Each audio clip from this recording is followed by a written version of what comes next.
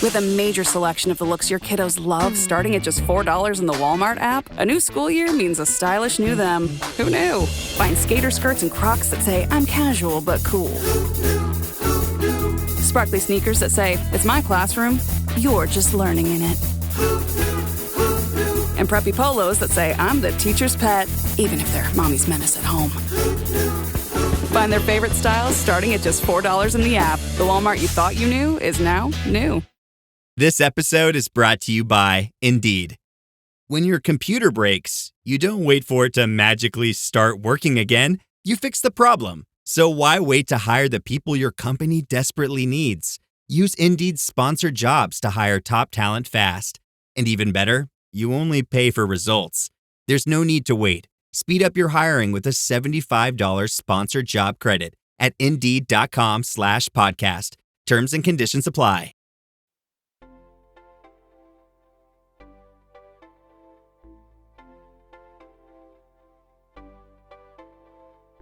Hello, everyone, and welcome to Nerding Out on Neurodiversity, the podcast for all things neurodivergence.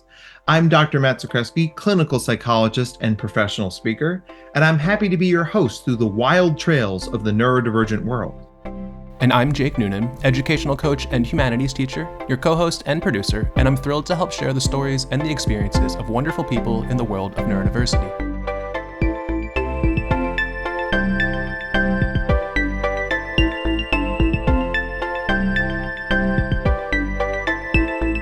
We're really excited for today's guest, which we are going to say a lot because we're always really excited about every guest we get. So let's get into it.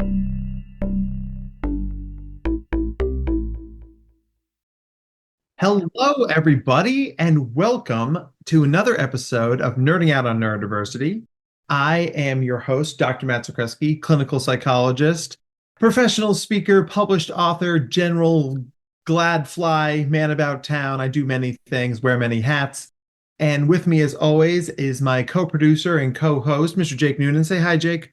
Hey, everybody. Great to be here, as always. And I'm so glad that Dr. Matt is leaning more into the published author route right there. A little bit more every time, right? We're just wrapping our heads around it.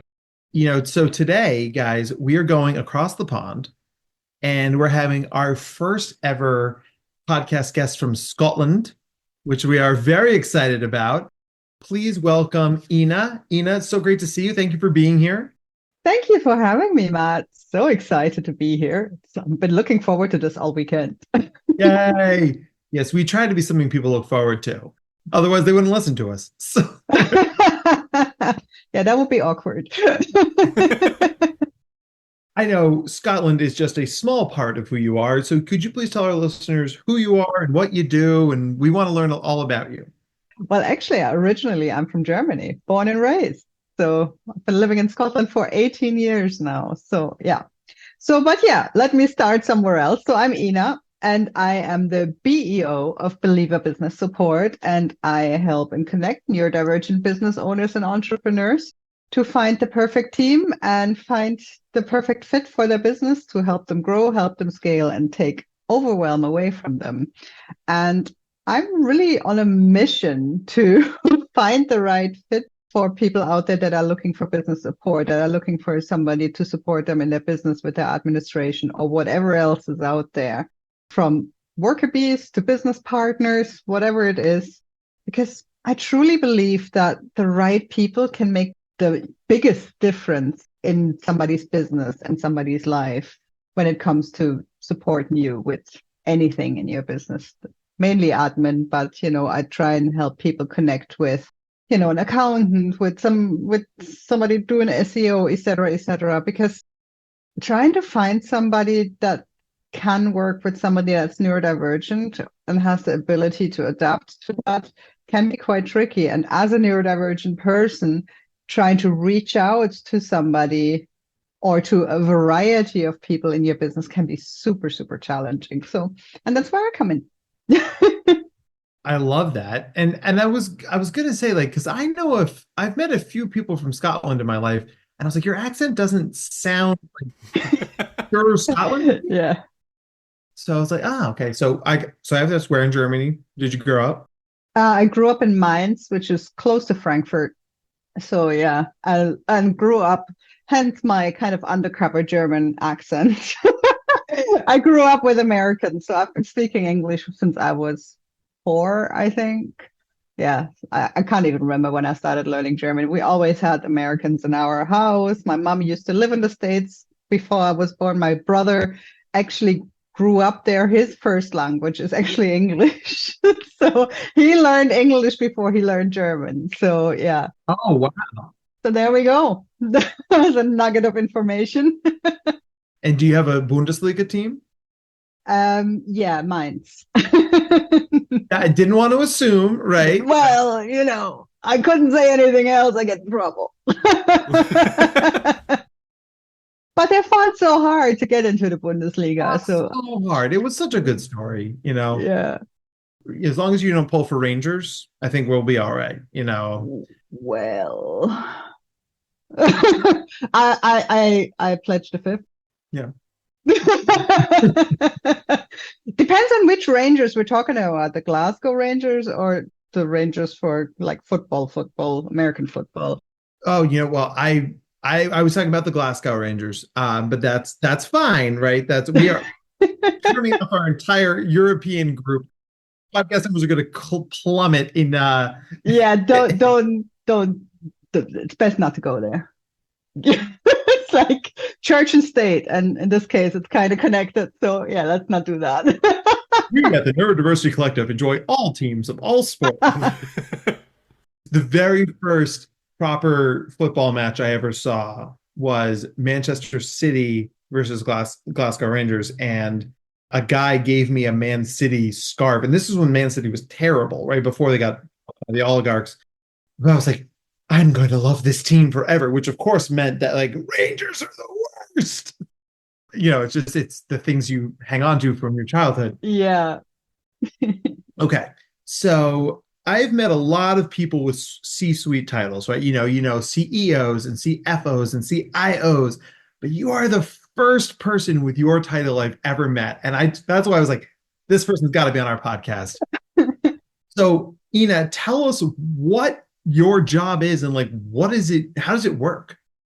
So let me go back a few years. I'm not going to go too far. I mean, otherwise we'll be here for hours. But so I've been working in administration my whole career. I've been in corporate for all of my career. And after 2020 obviously was the year everything kind of went a different direction than we expected it to. Let's say it that way. And also my life took a completely different direction. I had a few things happen in my personal life. My mom passed away in 2020. And then the year after, I had more losses with my pets dying, with friends dying. It was horrendous. And I went into a super dark place. I can talk about it now, but it was pretty dark. But I clawed myself back out of it with help of therapy, of course. And it came to the point where I was like, what do I actually want to do with my life?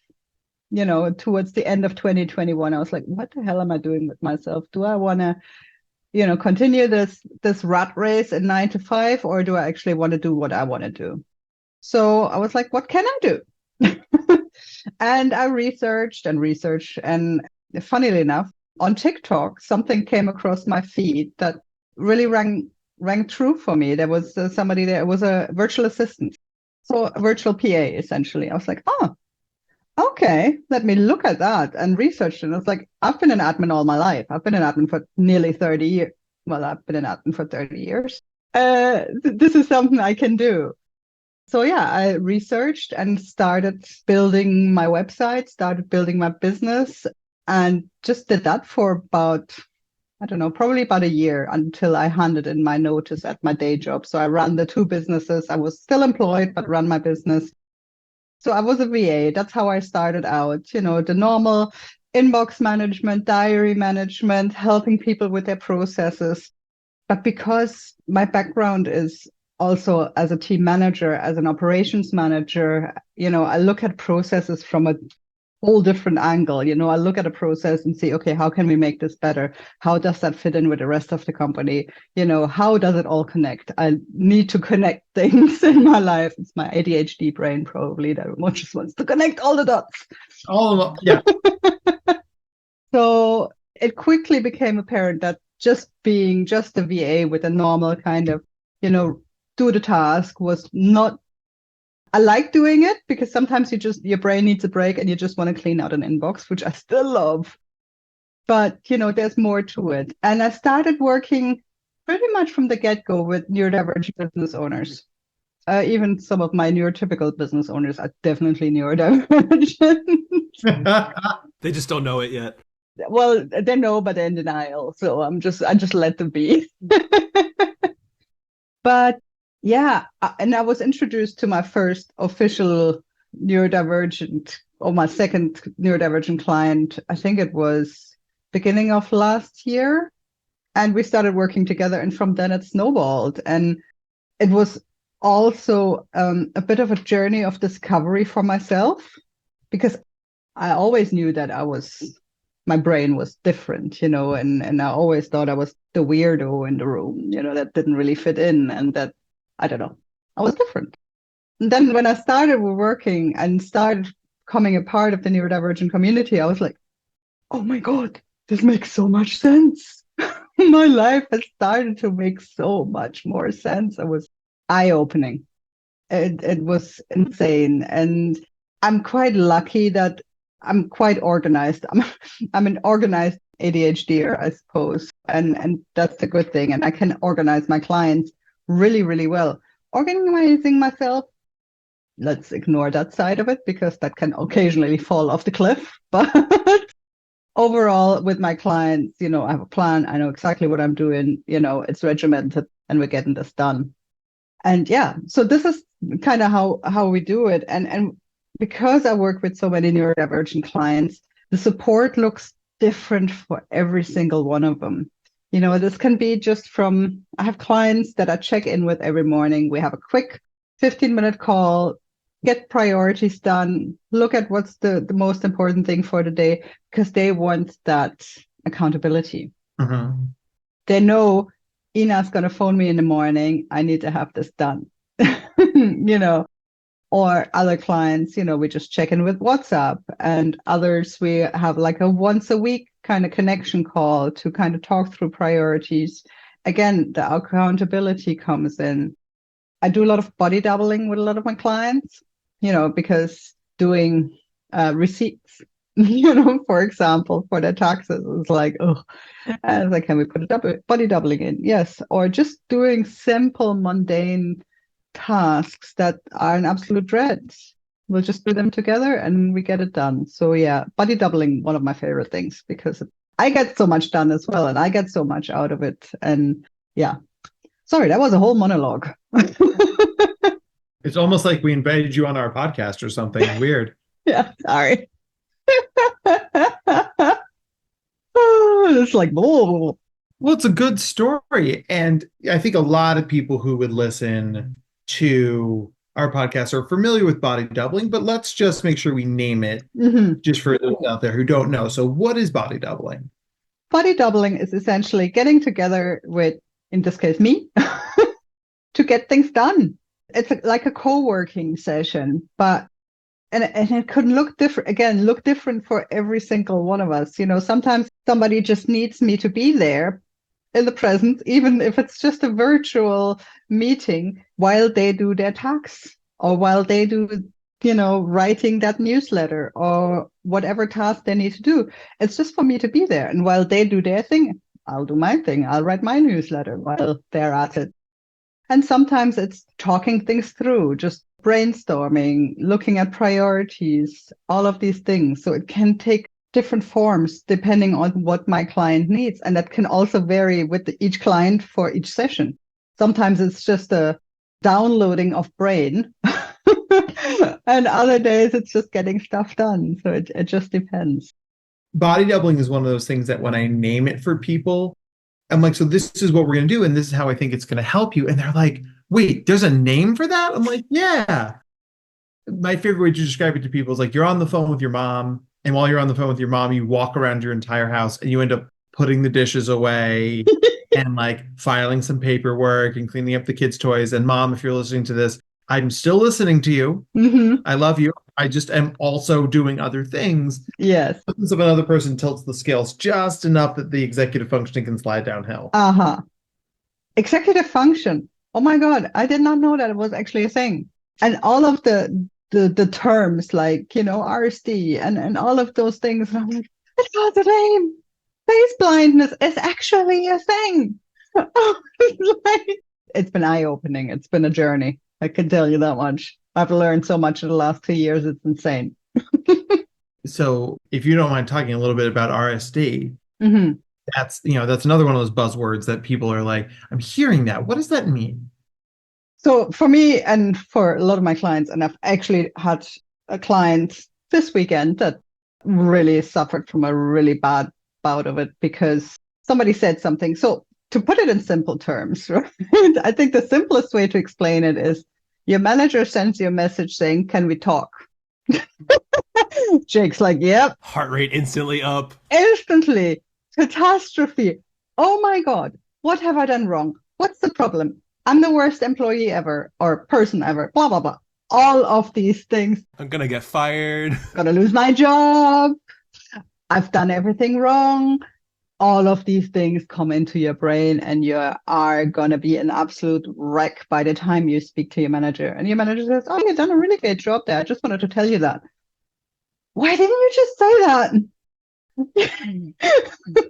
Why didn't you just say that? It's just, that's, one of the things, the catastrophizing, is that a word? Thing of, whatever's there, things look so much worse than it is because you are so super sensitive to rejection and it's a huge thing. Or somebody posts a comment on your social media, which is completely innocent and they did not mean anything by it. They just maybe wanted to give you a little bit of feedback, but you look at it and you go into complete meltdown because you're the worst person ever. This post, I've offended everybody. I'm useless. I'm the worst person. And that's what it is. It's just, ugh. How do you end up helping like your clients and even to another extent, like yourself when those kind of moments happen?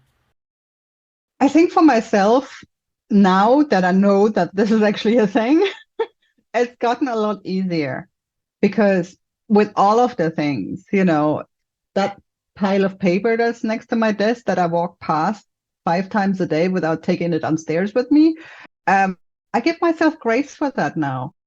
I process things a lot different now because I know that this is a thing. And I know I just need to give myself a lot more grace than I used to do. I beat myself up constantly. I was constantly battling with myself.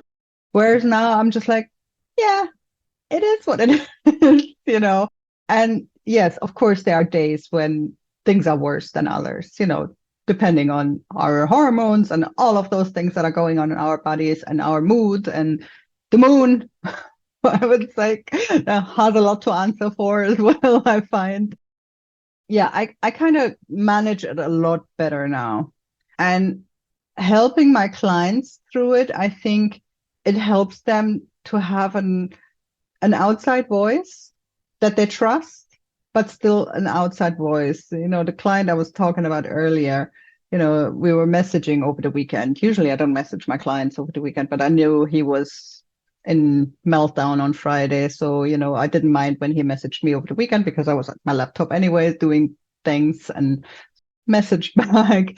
And it's just kind of giving your own objective reasoning for how I see it.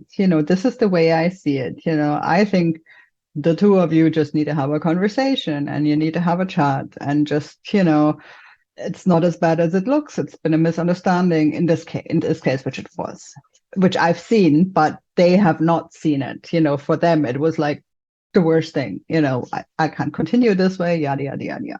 So it is just, I think, talking about it and trying to reason without being overbearing is probably the right word. because I'm not a coach, I give business support. I'm not coaching. Well, I suppose in a way I coach a little bit, but I wouldn't call myself a coach. But it's just trying to talk somebody off the ledge really sometimes and just have a conversation and give your opinion without giving your opinion sometimes. Yeah, I mean, because it's funny that you would say that you're not a coach, like maybe not capital C coach, but like you definitely do coaching, right? Because everybody on this podcast knows what happens when you tell an ADHD person what to do, right? Yeah, doesn't go well. Hey, just talk to your employee like hell. Let's do the opposite. No, I just won't talk for 2 hours. And I'll glare at you the whole time. Yeah. Body double, I'll body triple. That doesn't even make sense. I think how we talk to people matters. Want to get them to move, but I think this is where your authenticity as a neurodivergent professional shines through. It's like, hey, I'm not some whatever person who just manifested in your inbox like, hey, this is what you got to do. It's like you have lived experience, learned experience, and professional experience. A powerful trifecta. Yeah. And long experience as well. I'm older than I look. Thanks to this 4D camera. But it's true. And it's, I really pride myself with my adaptability to my clients and my empathy. And I really quickly pick up on my clients' vibes on that day, on that week, or when I meet them. I find it quite important that matches. I mean, I had a couple of clients that didn't work out because we both kind of were on too far different ends of the spectrum. It was just didn't work. And it's recognizing that and saying that honestly and saying to my client, I said to my client, I was like, I don't think this is going to work. And they were like, yeah, I agree. What do we do? And then I said, we can do two things. I can either pass you on to one of the VAs in my team, because I work with a few associates that help me because the day only has 24 hours and I do need sleep, So I can either pass you on to one of my VAs, which I think would be a great match for you that ticks the same way as you, or you kind of part ways and pass them on. That particular client, pass them on to my VA. They're still happy together. So they're like, I'll let them run with it. And it's just recognizing that and finding that path together. I actually had somebody contact me today. It's like, oh yeah, do you need somebody setting your appointments? I was like, no. Oh, may I ask why? I was like, yeah, because I need to talk to my clients first, because I'm not wasting anybody's time with some appointment setter, which I know, it's a thing, but it's not for me because my services are so specialized. My clients usually come to me. It's referrals, word of mouth, or they see me online because I'm everywhere, Yeah, and they need to vibe with me. Everybody's different, and I look at my work not so much as work, actually. It's my mission in life, to help others. And yes, of course, I run a business and I run a successful business at that. But my main priority is helping my clients and make my clients happy. Yeah. So, I mean, clearly you've got a good approach to this and you're really successful. And I don't want you to have to spill the secret sauce, right? We want people to pay you money for this advice. But like, I'm a neurodivergent person who runs a small business. Jake is a neurodivergent person who works at a small business run by a neurodivergent person. We're all in it together. Sometimes Jake and I get like, why are we here? So like, what do you, as specific as you can be, what is your general advice for neurodivergent small business owners? Because I feel like a lot of neurodivergent people are like, I don't play well in sandboxes that aren't mine. So let's build my own sandbox, which is great until you need to call someone and get a deal on sand, right? So like, how do you do that? Love that. That is the best thing I've heard all day until you have to call somebody and get a deal on sand. Listen, Genius. I'm the king of a tortured metaphor. It's what Oh my God. That was brilliant. Well, my advice, do your own thing. Build your bloody sandbox and buy your own sand and make your own sand if you have to. That's my advice. And it works. Yes. And if you need help with sand, ask somebody to help you with it. Find the right sand delivery person. Okay, this metaphor needs to stop. No, seriously. I find finding your own path is what gets you to where you need to be. Maybe not quickest, but it will get you there and will make you the happiest because we're dopamine chasers eventually, actually, right? And the constant dopamine hit that you will get from that is amazing. Mm-hmm. Because you do your own thing.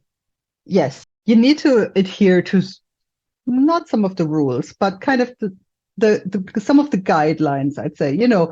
People that do marketing know about marketing, right? They know, okay, you should post every day on social media, or every 3 days on social media. These kind of guidelines. That's what I'm talking about, But for me, it is about finding your own path and stop comparing yourself to others. That's the biggest mistake that we can make. And that's the mistake I made in the beginning. I was in a community of VAs when I started out, and I seen them. Oh yeah, I had my first clients, and oh yeah, I had my 2 clients, and I'm fully booked now. And I was like, I didn't have any clients yet. What's happening? What am I doing wrong? It took, a full existential crisis, of course, and then a month later I had my first client, and then, it kind of escalated from there in a good way.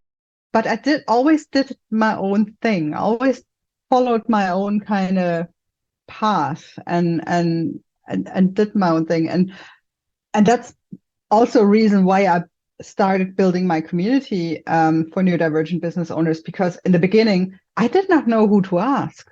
Because when I became self-employed, everybody else in my network was employed. Nobody I knew was self-employed besides, some high flyer somewhere, but nobody I knew was self-employed. I didn't know who to ask, what to do. And that's why I built my community, so somebody can come in. Okay, I have this business now. Now what? What do I do? And who do I ask? And that's really important. Finding your tribe fairly swiftly, so you can get some support and find people that can help you, that you can run ideas off of. Because being a business owner or solopreneur or whatever we want to call us can be really lonely at times. So I find it's really important to find people that you can build a relationship with, that are in a similar boat, that you maybe can run some ideas off, or bounce ideas off, but still continue to do your own thing, because that's the most important thing. We are all individuals, and we don't need another carbon copy of Elon Musk or whoever. That's probably the worst example I could have named here. We don't even want the first one anymore. We don't want that. No. That is true. Never wanted that one. Never wanted that one. But yes, they're hugely successful in what they do. But do we need another one of them? No, we don't. We need somebody that does something completely different, that's equally as successful. That's what you need to work towards. You need to build your own path. If you want to become a virtual assistant and then pivot halfway through and become a coach, bloody do it. If that's where your passion lies, because we all change in our businesses and how we develop in our lives. 30 years ago, I didn't see this coming, and even 5 years ago, I didn't see this one coming, so we constantly change and evolve, and looking at, maybe doing some coaching. And yes, it's on my radar maybe to look into doing some more research into coaching and how I can develop myself, because the more I develop myself as a person and as a professional, the more I can help my clients. Because if I have some coaching qualification, for example, now in my repertoire, then I can apply that with my clients. in a way that I might do now because it's just the way I handle things and that my brain processes. But having some deeper knowledge of the psychology of it and how it actually works and how it all connects in our brains, even better. So, but yeah, my advice, just continue to do you. Build your sandbox, expand the sandbox, build a castle of sand. We love that. And it sounds to me, if I'm hearing you right, that you're saying play to your strengths and find people you can bounce ideas off of for areas that either you don't know or know that you're not good at. Mm-hmm. Correct. Yeah. And I think that's so much of the neurodivergent experience of like, you learn that the systems aren't built for you. So you say, well, I have to do it all myself. Mm-hmm. I need to be my marketing guy and my CFO and also the janitor and also HR and also the hiring manager and also. Yeah. And I mean, it's one of the many reasons that the burnout rate is so high Mm-hmm. in neurodivergent people, especially those of us who run small businesses. Yeah. So what do you look for when you're vetting somebody? Like if you're finding someone to join your team or someone even that you could like take out for a coffee and say, listen, let me just pick your brain. Mm-hmm. What are the green flags there for someone that you're like, this is a person I can share thoughts with? That's a harder question than you think, actually, because for me, it's my gut. I follow my gut 100% because I ignored my gut for such a long time. You know, it's having a conversation with somebody. I have a connection where, what does she do? She does bake boxes. So she does bake boxes for people that go through letterbox. So people want to thank their client, they contact her and she sends them a bake box, which is great, great business. Love it. But she's also the loveliest human being on the planet. I love her. She's amazing. I've only met her this year for the first time. We've been following each other on social media for probably 2 years. And I met her for the first time this year, even though she only lives half an hour from me. And we met and we hit it off right away like that. We went and got a coffee one day and we just sat and talked. And she told me about her business. I told me about mine. And we just bounced ideas of each other. And it was great. And it was free and easy. But when it comes to more professional conversations, I suppose if you're looking for an accountant, for example, right, you still need to be able to have a good conversation with that person, because anybody you're going to let into your business, you need to be able to trust to a certain extent, of course. You know, for my business, especially all my clients, I know a lot. I mean, I know pretty much 90% of their business and what's going on in their business because, you know, I have their inbox, I have their email, I have access to their drives or whatever. So it's a relationship that's built on trust. And that trust needs to be there from pretty much the get-go, because you don't just give somebody the keys to your castle, essentially, without, you know, if I have any doubt, if my gut feeling tells me something's off, I don't go there, because I got burned a couple of times, you know, that I kind of like, yeah, let's give them a chance. No, that was a mistake. So yeah, my gut feeling is there, but ask the questions. You know, that's another thing. If you need to work with somebody that can handle your level of neurodivergence, you know, and because we're all different, it's really hard to say, yeah, you need to be able to do this and this and this, and you need to be able to this and this and this, because everybody that's neurodivergent is different. You know, when you have really high energy ADHDers, and then you have really reserved people on the autistic spectrum. So it's, you know, where do you fall? You know, what do you do? So you need to be open and honest with somebody that you bring into your business or that you want support from for your business about your own needs. You know, you need to be open about that and say, this is how I work. I seen somebody in one of the communities I'm part of, and she put a post up. She's like, I need a new VA. This is how I like to work. And she put down an A4 paper of how she is, what she does, you know, like super high energy, swifting back and forth. There was, I don't know, 20 things on there. And I looked at it and I was like, yeah, no, that's not me. I was like, I couldn't handle that kind of, I mean, I'm quite energetic, but that was just next level. And I thought that was really great. She knew exactly who she was and she put it out there. It's like, this is how I like to work. Can you handle that? And then you say either I or no. Yeah, that feels like that any work we do starts with self-work. Like you have to do self-accounting. You have to understand what your needs are to take those steps into those spaces. Yes, 100%. And it's realizing that, and as I said, my own journey was a bit of a journey of realization over the years. And I've actually recently been part of writing a chapter in a book for neurodivergent female business owners or females overall, which was eye-opening for me, and reading all of their stories, their different stories, because we all came from different backgrounds. There was lots of artists in there, and it's just been an experience. And reading all these stories and looking at them, it's like, wow, you're not alone. And the way they handle things and found their path, yeah, it's astonishing. I love it. It brings me so much joy. Well, that's really palpable. How much joy it brings you. Jake, you want to take the next one?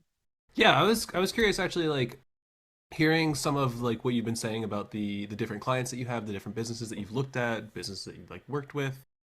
Do you mind just like expanding a little bit and sharing some like a specific story about a positive or a negative or a neutral or even like a mixture of all three? Like the impact that I made on a business, you mean? The impact, just your experience with them. A client that might have come to you and been like, I am a great fit for you, or one that came and it's like, I'm a terrible fit for you. So I had a client that I started working with, I think it was the beginning of this year. And she came, we had our first kind of discovery call, and I did have some doubts, because I was like, I'm not sure. I ignored those doubts. I thought, right, we'll give it a try. And it was, I think from the first follow-up call that we had, it was clear that it wasn't going to work. And I said no. And I never said no to anybody. That was the first time I said no. So that was quite interesting. I mean, I said no to people that wanted to work for me, but never clients, I was quite lucky so far. So that felt really weird. But it was for the best, because I knew I wasn't going to be able to help them in a way that I want to help someone, So yes, it was a bit of a blow, but, we move on. And I know, because I've spoken to the person that she eventually then went with, and they're happy ever after. So, it's a win, because sometimes you need to kind of dial back your own ego a little bit to kind of, okay, get over yourself. You're not the center of the universe. Just, let somebody else have the fun. And yeah, it's interesting that, it's like learning that about yourself, like saying no, it's not going to kill you, Another client, he was actually referred to me a while ago, and super high energy ADHD, but super high anxiety as well.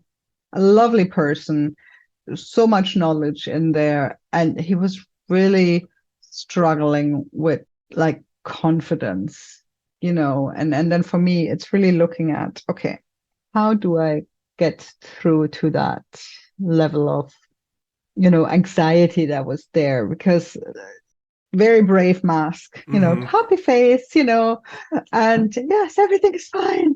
And I knew, like, from the second call I had with him, I was like, yeah, you're not fine. You are everything but fine, And then it's for me, then looking at it, okay, what can I do? And my first thought was like, all right, we need to have initially at least once a week a body doubling session, just to kind of let him download all of that information, because he's one of those guys where you need an umbrella to catch all of the ideas, it's like, but it did help. And it's just listening and then giving that feedback in a way that it helps, that it kind of hits home that, oh yeah, I can do this. And when we're now at the point that he's registered his new company that he wanted to build, he's printed his first business cards with company name. We've registered his website, registered his email address. So he's now moving into that direction that he wants to move in to build his business, because he also has a lot of shame around money. And I think that's a lot of neurodivergent people have. Money or finance is a big alarm bell mountain to climb, and for him, he has a lot of shame with money, and looking to overcome that and saying, right, we'll get it done. We've done his taxes, everything's fine, we're moving forward. And now we're looking at 2025 and how to make 2025 more successful for his business. And he's taken a breath, and he's looking, when we're now in a call I think we meet on a Wednesday, it's like, it's a completely different person. And it's been only 4 months. And looking at that, I'm like, I'm so happy. That makes me giddy, because I was able to help somebody through that and make it better for them. Yeah. So you can see real change really quick. Mm-hmm. I mean, how cool is that? Yeah.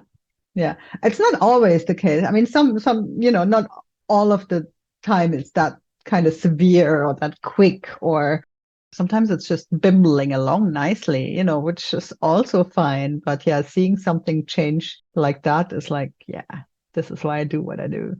It's like the best feeling when that happens too, for everybody involved. Yes, it is. Right? It is. It's been able to take that breath, And over here, we do have something called Access to Work, which is a government-funded grant here in the UK that helps people that have disabilities or are neurodivergent, etc., to get some extra support for their business, to keep them or bring them back into work, which is great, and also help people get this support. And I was doing an application with one of my clients last year, I think it was, and we did the application, and afterwards she was literally in tears because she was so relieved that was done, and that she's now able to get some support for her business, and that there's actually something out there to help her, which is fantastic. It's a long process, but we made a start, and she knows that it's now moving forward, and that in 3 or 6 months' time, she will have somebody help her in her business, or have some equipment to help her in her business, which is, yeah, it was just that relief, and seeing that in people's faces when they see, or even when I clean out an inbox from 10,000 unread emails, and now everything fits on one page. It's like, they open their inbox on the Monday and it's clean. What's the most that you've done with inboxes? Because I want to see if I can top it. I think the biggest one I had was like 35,000 emails. Oh God! Oh, I felt that. Oh, like my whole inside just went cold. I've got one for 14,900. That's my high. That's all right. Get out. Okay, fine. This is when we admit on the podcast that it isn't actually a podcast interview, it's an intervention for Jake. Love you, buddy. Ooh, it's been a long time coming. Dun, dun, dun. That just kicks it in the door like the Kool-Aid man. She's like, ha! I'm here. I've planned this whole thing. Man, this is a long con. I'm here for this. Well, funny enough, it does not take as long as you think. Because what I usually do, and here's me spilling my secret sauce again. What I do, for example, now we're in quarter four. Oh my God, we're in quarter four. So what I do, anything before 2024 goes into a folder, because I know we don't like to throw stuff away. So I don't throw stuff away. I put it into a folder. So pre-2024 goes into a pre-2024 folder. Then I create 3 other folders. Quarter 1, quarter 2, quarter 3. Everything from these quarters goes into these folders because chances are you're never going to look at any of that again. And then what's left, since we're only, 6 weeks into quarter 4, that's when it gets interesting. That's when you start looking at it and cleaning it up. So, okay, how much of this is junk? Do I want this junk? Do I unsubscribe from this junk?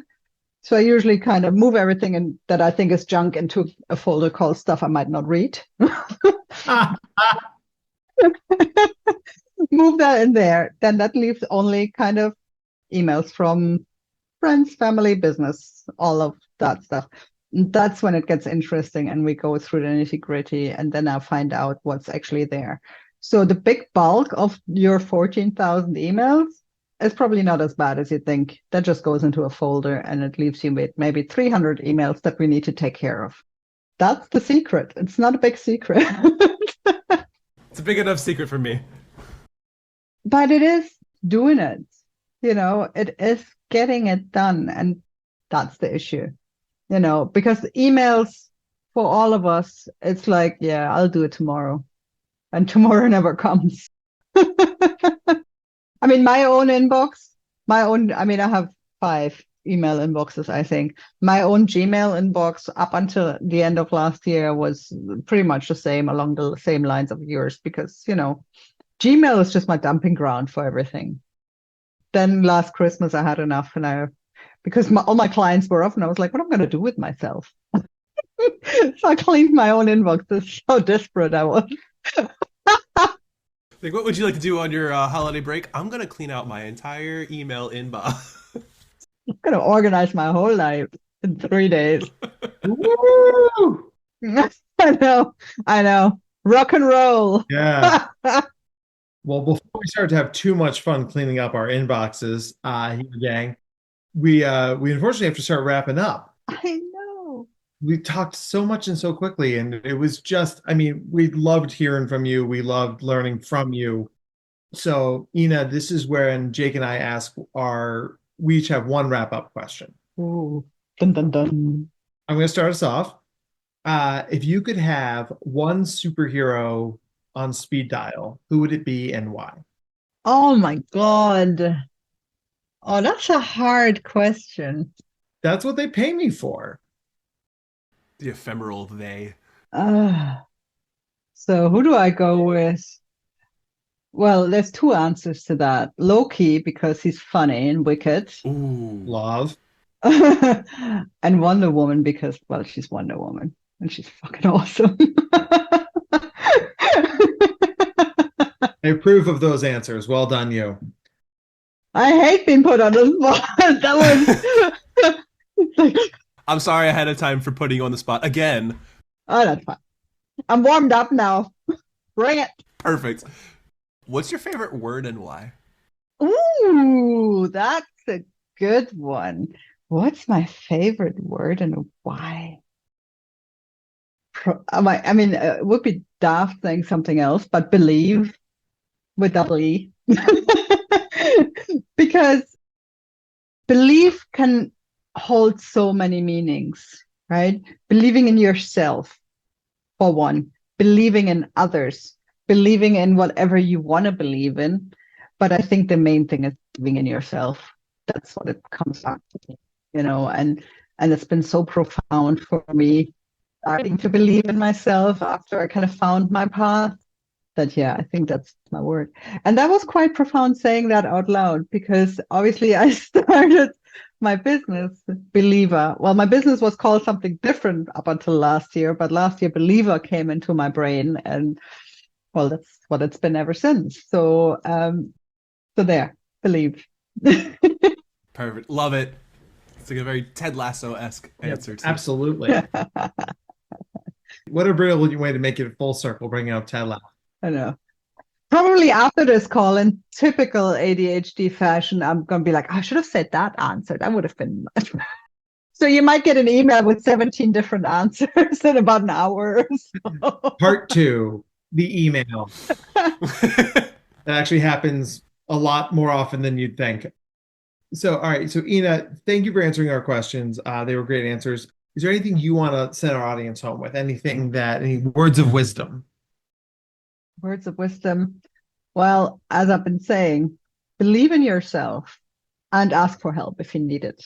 If it's one person, find that person, and don't be afraid to ask for help. I think we're often struggle because from historical being employed, it's like, oh, I don't want to go and ask my manager because it's going to put a bad light on me. No, people love when you ask them for help. I love when people come to me. It's like, hey, can I run this by you?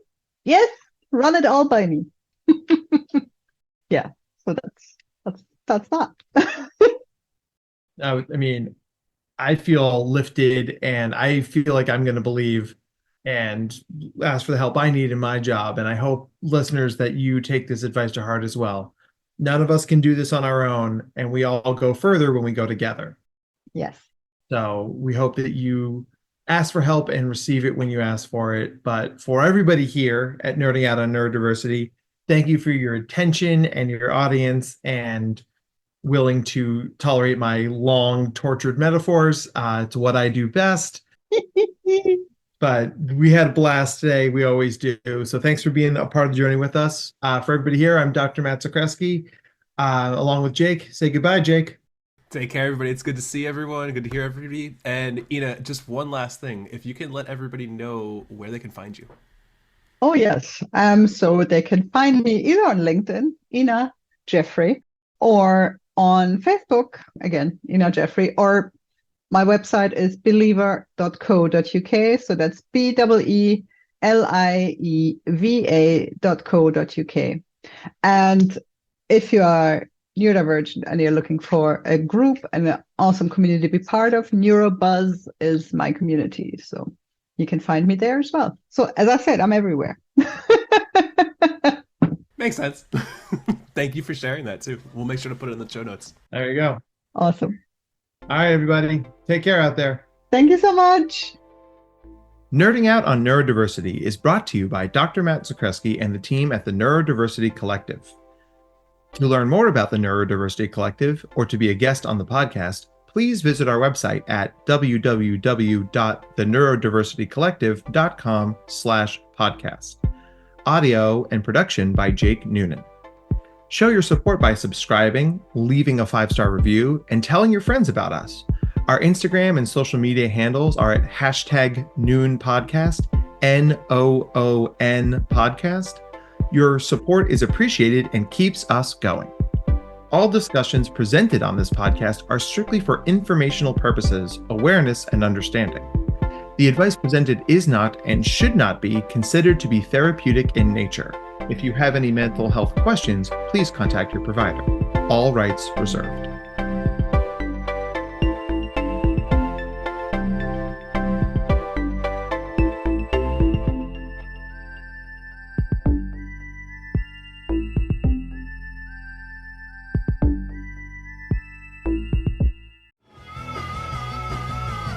You're listening to the Geekscape Network.